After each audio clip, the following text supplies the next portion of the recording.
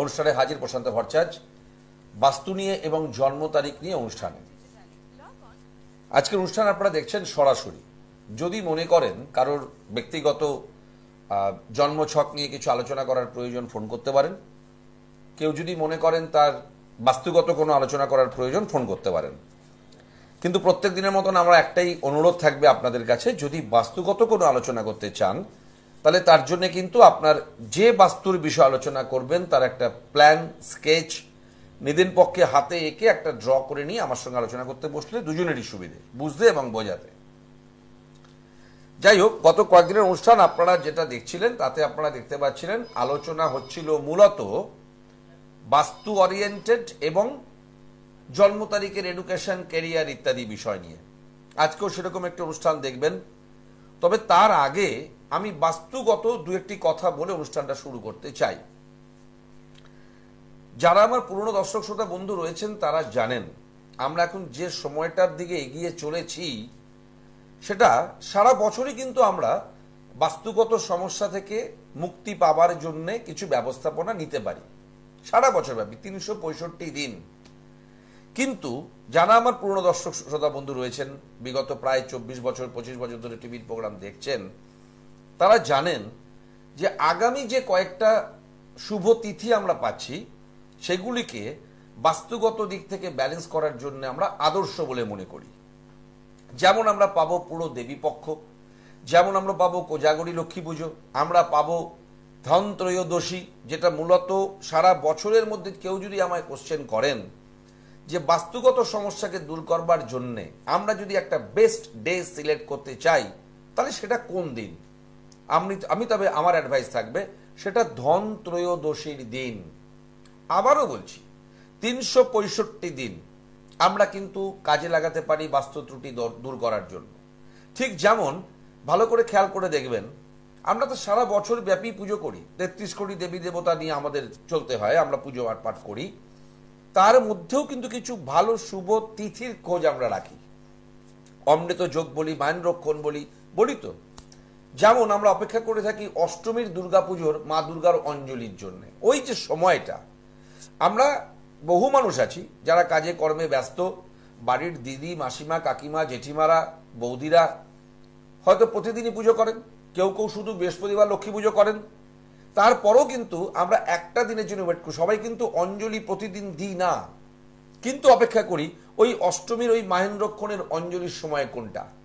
কারণ কি? কারণ আমরা মনে করি ওই মুহূর্তটা অন্যান্য সময়ের তুলনায় অনেক বেশি পাওয়ারফুল। সেম ক্যালকুলেশনে এই যে ৩৬৫ দিন ব্যাপী আমি বাস্তু দোষ দূর করার জন্য ব্যবস্থাপনা নিয়ে থাকি, তার মধ্যে বেস্ট টাইম হচ্ছে ওই ধনত্রয়োদশী দিনটি। তারপরে রয়েছে দেবী পক্ষ থাকবে, রোজার লক্ষ্মী পুজো থাকবে, আমরা জগদ্ধাত্রী পুজো পাবো, আমরা জন্মাষ্টমীতে করি, পয়লা বৈশাখে করি, শিবরাত্রির দিন করি, রথযাত্রার দিন করি, বিশ্বকর্মা পুজোর দিন করি, বাস্তুদোষ খণ্ডন করি, কিন্তু ওটা বেস্ট ডে। তাই কি বলতে চাইলাম যে আগামী কয়েকটি দিন যারা হয়তো ভাবছেন যে বাস্তুতে কোনো সমস্যা আছে, অনুভব করছেন, ফিল করছেন, কেউ কেউ কনফার্ম, কেউ কেউ কনফার্ম নন, তাদের বলবো যারা কনফার্ম তারা তো একটা স্টেপ নেবেন, আর যারা কনফার্ম নন তারা একবার বাস্তু বিচার করিয়ে নিন। আপনার কনফার্মেশনটা রাইট অর রং, আপনার জীবনে চলার পথের যে বাধা বিপত্তিগুলো আসছে সেটা বাস্তুগত ত্রুটির জন্য আসছে কি আসছে না, এই জায়গাটায় কনফার্ম হয়ে গেলাম। হয়ে যাবার পর যদি দেখি বাস্তুগত দিক থেকেই আমাকে বাধা দিচ্ছে, তাহলে তাকে আমি ওভারকাম করার চেষ্টা করব। এবং তার জন্য আমি কি বলছি, কামিং টাইমটা হচ্ছে বেস্ট টাইম, তাকে আমরা কাজে লাগিয়ে নেব। এই দেবীপক্ষ টাইমটা ষষ্ঠী, সপ্তমী, অষ্টমী, নবমী, দশমী, এখানে একটা কথা না বললে নয়, আমরা যে কোনো একটা আধ্যাত্মিকভাবে কিছু কাজকর্ম করতে চাইছি একটা ভালো দিন দেখে। সেখানে দাঁড়িয়ে আমরা যেমন তিথি নক্ষত্র খুঁজে সেই দিনটার কাজ করতে চাই, হয়তো সেই দিনটা আপনি মিস করে গেলেন বা পেলেন না, বা যে দিনটা দরকার সেদিনকে আপনি কোনো কারণে বিজি, আপনি সেই দিনটাকে কাজে লাগাতে পারছেন না। আমাদের ক্যালেন্ডার, আমাদের সেই তিথি নক্ষত্র অনুযায়ী সারা বছরের মধ্যে ৩৬৫ দিনের মধ্যে একটা দিন কিন্তু রয়েছে যে দিনটা যে কোনো পুজো আচ্ছা, যে কোনো শুভ কাজের জন্য আদর্শ, এটা আমাদের শাস্ত্র বলছে। যদিও সেই দিনটি কিন্তু দুঃখের দিন, কষ্টের দিন। কোন দিনটা বলুন তো? দশমীর দিন। দেবী দুর্গাকে সেদিনকে আমরা বিসর্জন দিই। সেই দশমীর দিন যদিও একদিক থেকে মন খারাপের দিন, দুঃখের দিন, কিন্তু আরেক দিক থেকে শাস্ত্রীয় নিয়ম অনুযায়ী সেই দিনটা এতই ভালো, আপনি যে কোনো শুভ কাজ সেই দিন কিন্তু করতে পারেন। আসছি আলোচনায়। হ্যালো হ্যালো, হ্যাঁ নমস্কার। নমস্কার, কে বলছেন কাইন্ডলি? আমি শিলিগুড়ি দেবাশিস কথা বলছিলাম। আচ্ছা, কোত্থেকে? আমি শিলিগুড়ি থেকে বলছিলাম। আচ্ছা, কার বিষয়ে কথা বলবো?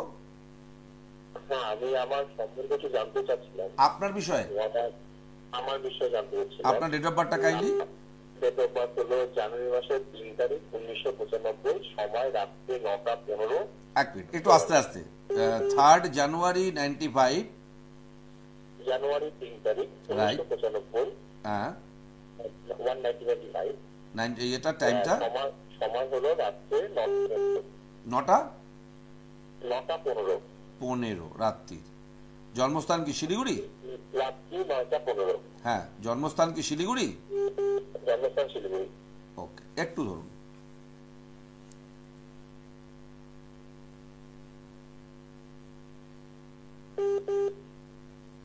আচ্ছা দেখুন, আপনি যে বয়সে দাঁড়িয়ে আমাকে ফোনটা করেছেন, মূলত এই ফোনের মানুষদের আলোচনার বিষয়বস্তু থাকবে কেরিয়ার ওরিয়েন্টেড, তাই তো? মূলত আমি একটাই প্রশ্ন জানতে চাচ্ছিলাম আপনার কাছে, যে আমার এর মধ্যে সরকারি চাকরির সম্ভাবনা রয়েছে কিনা, বা সেটা কিছু আছে কিনা সেটা জানতে। আচ্ছা, রাইট, খুব সুন্দর কোশ্চেন করেছেন আপনি। একটাই কোশ্চেন জানতে পেয়েছেন, স্পেসিফিক জানতে চেয়েছেন। আচ্ছা, প্রথমত আপনাকে আমি বলি উন্নতি করতে পারবো কিনা। আচ্ছা, আপনি যে কোশ্চেনটা করেছেন ওটা ক্লিয়ার করে নিই আগে। প্রথমত আপনাকে আমি একটা কথা বলি, এটা আমার ব্যক্তিগত মতামত, অন্যরা কে কি বলবেন আমি জানি না। অ্যাস্ট্রোলজি শাস্ত্রটা যখন আমাদের কাছে এসেছিল ওই প্রাচীন 5 বছর আগে আমরা বলে থাকি, তখন কিন্তু এই দুটো বিষয় সেপারেট ছিল। আপনি চাকরি করবেন না আপনি নিজস্ব সেলফ ডিপেন্ডেবল কোনো একটা কিছু জব করবেন, আপনি নিজে কোনো ব্যবসা করবেন, ডাক্তারি করবেন না চাকরি করবেন, এই দুটো পার্ট ছিল কিন্তু। নিজস্ব কিছু অথবা সার্ভিস।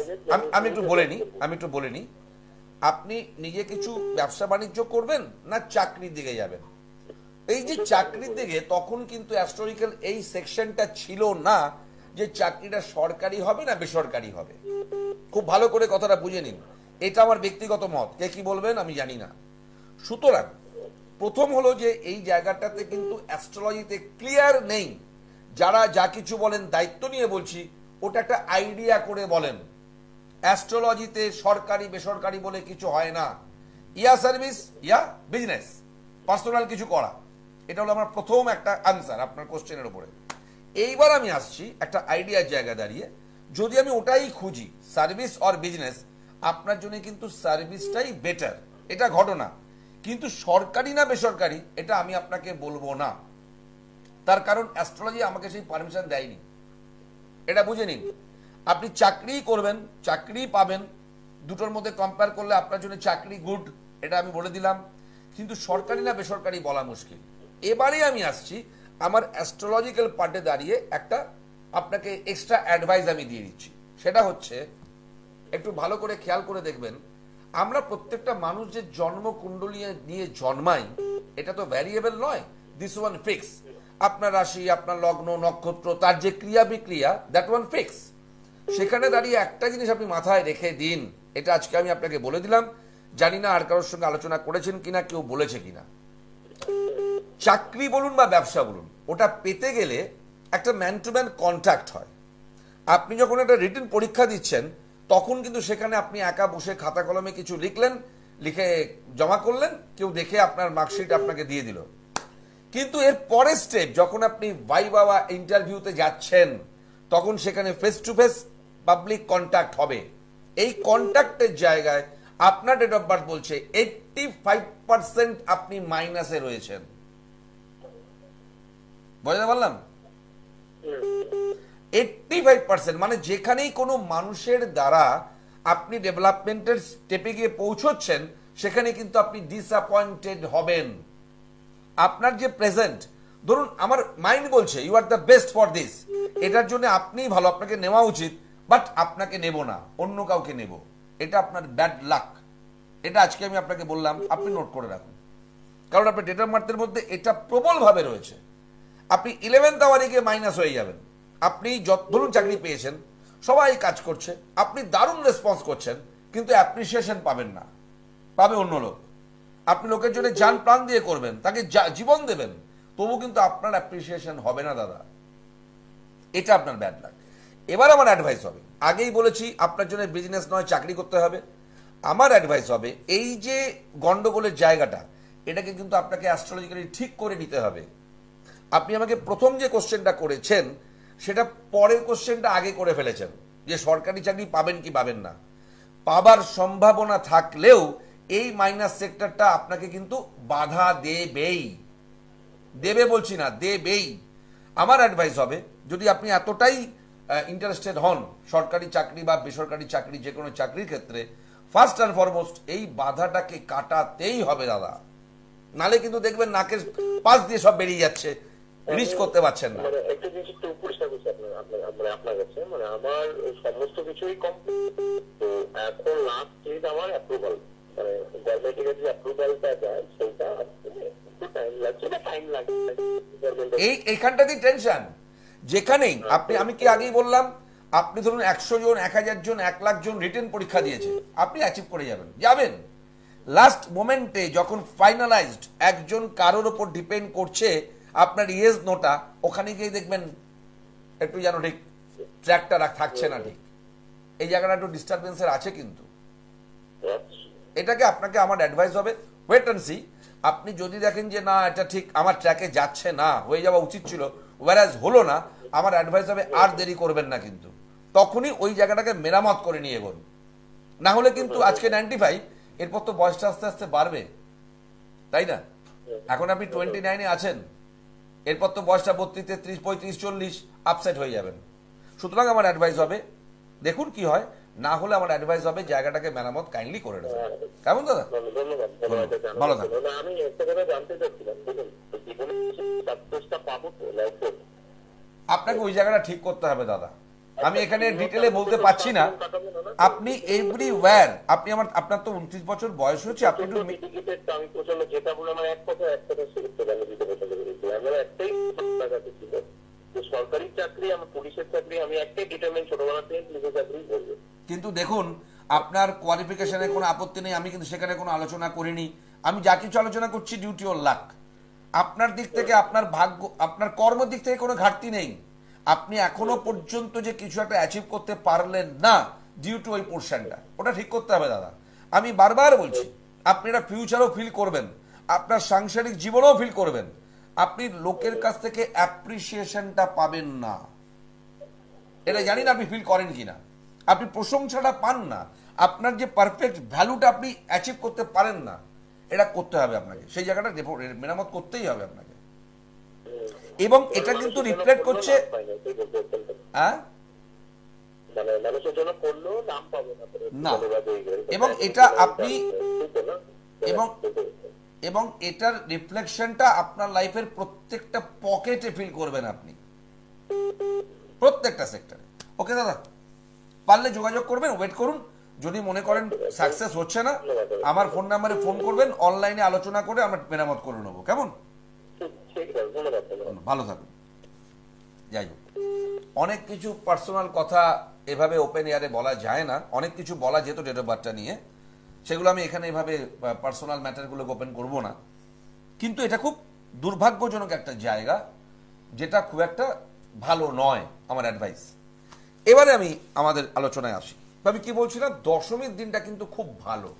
ধরুন আপনি কোনো একটা গৃহপ্রবেশ করবেন, বাড়িতে কিছু একটা শুভ কাজ করবেন, একটা পুজো পাঠ করতে চাইছেন, বাট কামিং ডেটটা অনেক দূরে, বা ধরুন আপনি গৃহপ্রবেশ করবেন, এবছর কোনো ডেটই নেই, 1 বছর বসতে হবে, নেক্সট ইয়ারের জন্য ওয়েট করতে হবে। সেখানে দাঁড়িয়ে দেখবেন, আপনি কথা বলবেন, আপনার যারা শাস্ত্রীয় জ্ঞান যাদের আছে তারা কিন্তু আপনাকে অ্যাডভাইস করবে আপনি চোখ বন্ধ করে দশমীর দিন করতে পারেন। এটা আমাদের ভারতীয় শাস্ত্র বলছে, একদম পরিষ্কার। তো যেখানে আমরা ছিলাম, বাস্তুগত ত্রুটি যাদের আছে তাদেরকে আমি অ্যাডভাইস করব এই টাইমটা কাজে লাগান। এবং আমার কাজে লাগানো মানে আপনারা জানেন, বাস্তুদোষ কাটাবার তো অনেক রকম পন্থা, তার মধ্যে আমি যে পন্থাটা নিয়ে চলি সেটা হচ্ছে শ্রীযন্ত্রম স্থাপন করা। আমরা যেমন আমাদের কোনো গ্রহগত দোষ হলে পরে আমরা কিছু রেমিডিয়াল সাপোর্ট নিই, আমরা তাবিজ কবচ করি, আমরা হাতে রত্ন ধারণ করি। সেম অ্যাজ আমি যেটা গত 25 বছর ধরে করে চলেছি সেটা হচ্ছে আপনার বাস্তুতে যদি কোনো বাস্তু ত্রুটি হয় তাকে সংশোধন করার জন্য, সেই দোষ খণ্ডন করার জন্য তাকেও আমরা একটা রত্ন ধারণ করাই। সেই রত্নই কিন্তু হচ্ছে শ্রীযন্ত্রম, যা স্ফটিক নির্মিত। আসছি আলোচনায়। হ্যালো, হ্যালো, নমস্কার। নমস্কার। কে বলছেন, কোত্থেকে বলছেন? আমি কাঁচাপাড়া থেকে বলছি। আচ্ছা, কার বিষয়ে কথা বলবো? আমার মেয়ে। আপনার মেয়ে? হ্যাঁ। নামটা ক্যান্ডি বলা যাবে? মেয়ের নাম হ্যাঁ নবনীতা। আচ্ছা আচ্ছা, ডেট অফ বার্থটা ক্যান্ডি বলুন। ডেট অফ বার্থটা বলুন। Date of birth 22/8/1989। 22/8 22/8 অগস্ট 89। 89। টাইমটা দিদি? টাইমটা হচ্ছে সকাল দুপুর 12টা। দুপুর 12টা। ওকে, রাইট। কোথায় জন্ম? জন্ম হচ্ছে বর্ধমান, এই বর্ধমান বলছি, কাঁচরাপাড়া। কাঁচরাপাড়া। আচ্ছা, একটু হোল্ড করুন।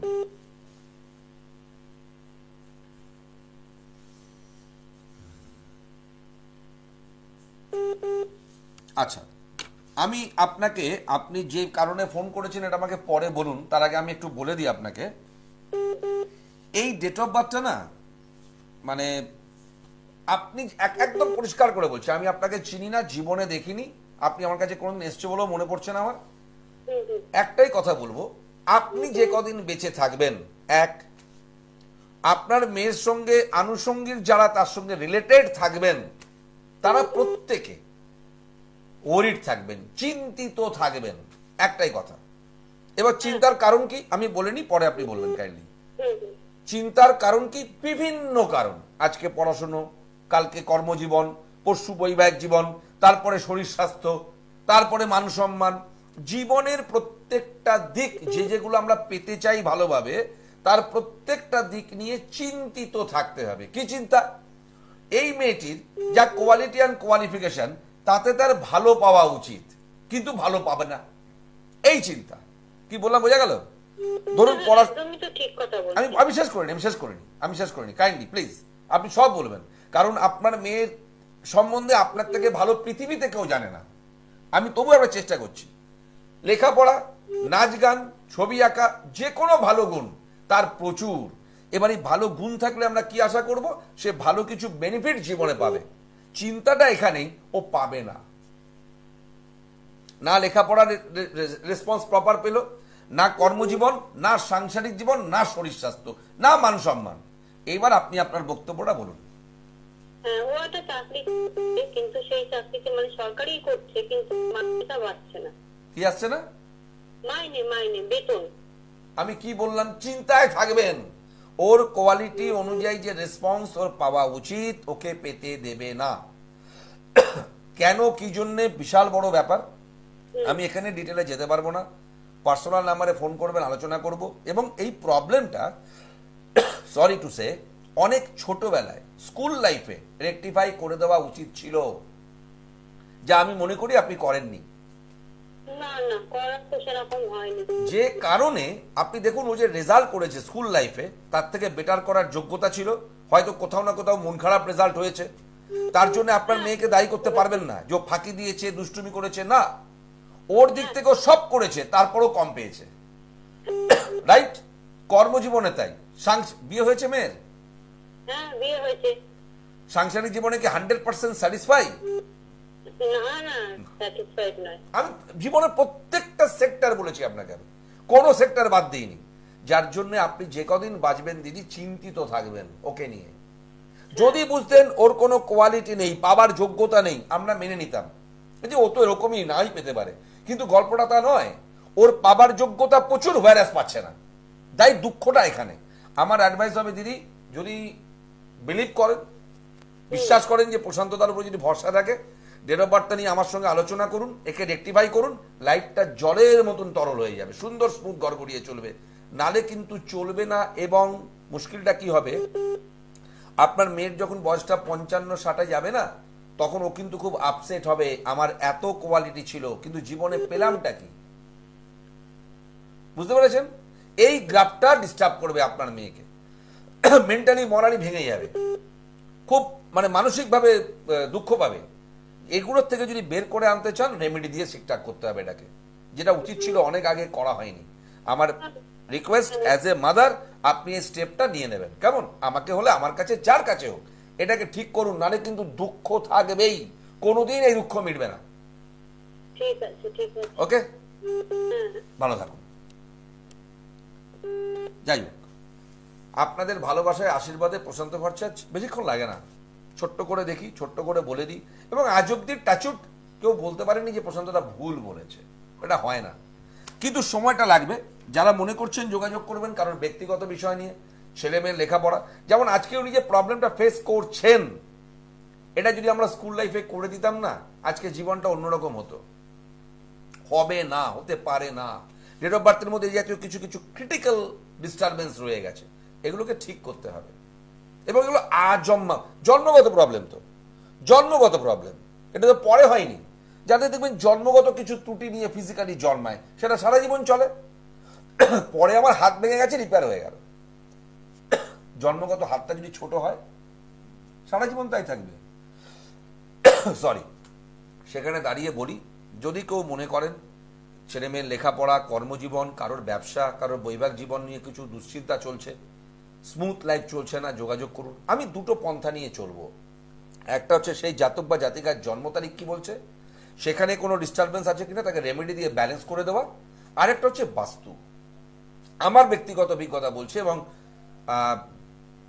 বলতে কোনো বাধা নেই, অনেক মানুষ আমার কাছে এরকম এসছেন, হাতে আংটি, মানে বাজুতে ভর্তি একদম সেই রত্ন, হাতে ভর্তি আংটি, রত্ন ভর্তি, প্রশান্তদা স্যাটিসফাই হতে পারছি না, যে যা বলেছেন করেছি।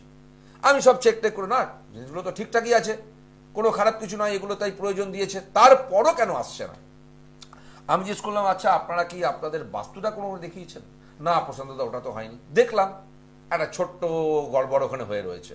কি করেছি? বাড়ি ছেড়ে চলে যেতে বলেছি, ভেঙে ফেলতে বলেছি, বলিনি। শ্রীযন্ত্রম অ্যাপ্লাই করুন। এবার প্রশ্ন হচ্ছে কার কতটা কি লাগবে, এই একটা ক্যালকুলেশন।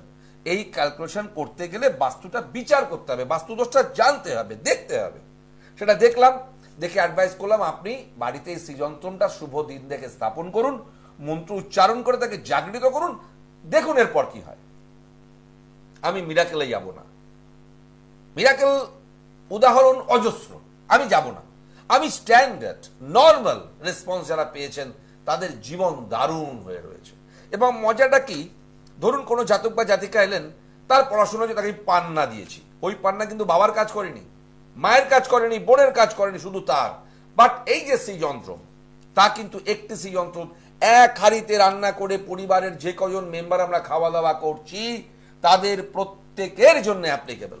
সে লেখাপড়া করুক, চাকরি করুক, ব্যবসা করুক, কারোর বিয়ের চেষ্টা চলছে, এভরিওয়্যার একটা পজিটিভ রেসপন্স তৈরি করবে।